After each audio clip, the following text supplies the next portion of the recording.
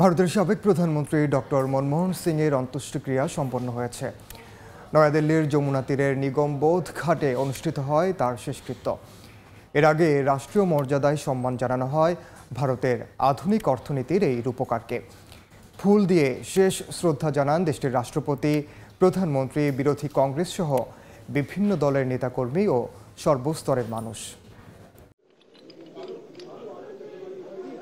চিরবিদায় নিলেন ভারতের প্রয়াত সাবেক প্রধানমন্ত্রী ডক্টর মনমোহন সিং। শনিবার নয়াদিল্লির যমুনা তীরে অবস্থিত নিগমবোধ ঘাটে অনুষ্ঠিত হয় তার শেষকৃত্যানুষ্ঠান। এ সময় সর্বস্তরের মানুষের ভালোবাসা আর শ্রদ্ধায় সিক্ত হন 92 বছর বয়সী প্রখ্যাত এই রাজনীতিবিদ।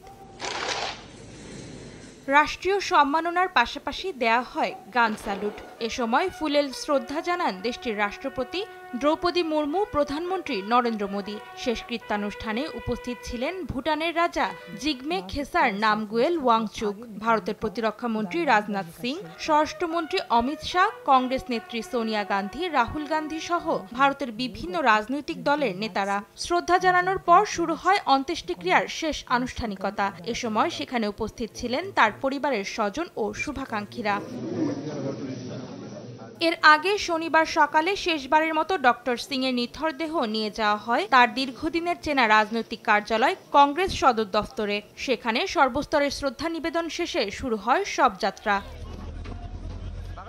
সাবেক প্রধানমন্ত্রী মনমোহন সিং এর মৃত্যুতে দেশটির রাজনৈতিক অঙ্গনে নেমেছে শোকের ছায়া। চলছে 7 দিনের রাষ্ট্রীয় শোক। বৃহস্পতিবার রাতে হঠাৎ অসুস্থ হলে তাকে ভর্তি করানো হয় নয়াদিল্লির all India institute of medical science হাসপাতালে।